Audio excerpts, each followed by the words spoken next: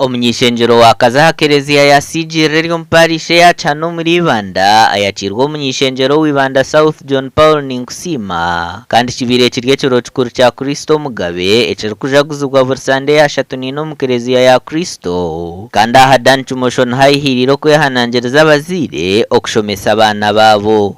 kushoma tutarya abamwe bana dunumbaza ku bantu mumanye niwete mukumanya kumukureba nabere MP kimosho mugira ngo ko bigize bita twire nkaka kodi yakaroho no kushomesa abana rero rahanga akibana kujugutoro muci akashango yitebekanise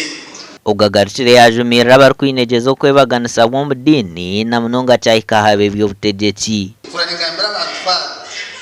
ubure mu dini yashemerera abantu basako ko mu yurwo cyanje kaba Kristo bateraje ngoma nuba kurebiye ngoma no kimse aba barokore abatera urwana nabo bacanye hariyo ka sector yo rwaro ko mu yurwo babo icyo ni cyabo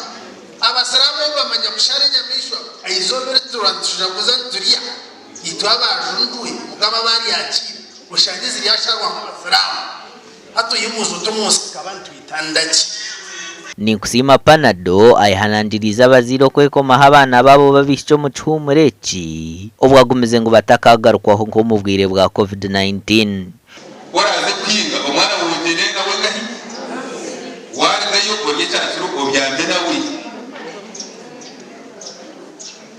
twaba tujya gukonora abana umusizo ndetse yitwaza kuzamwezi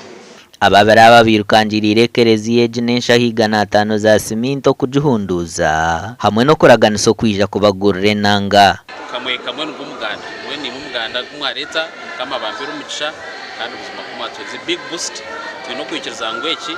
ija kutisya kiroto cya bingi abakiso mu manyogu okugirira muzorunji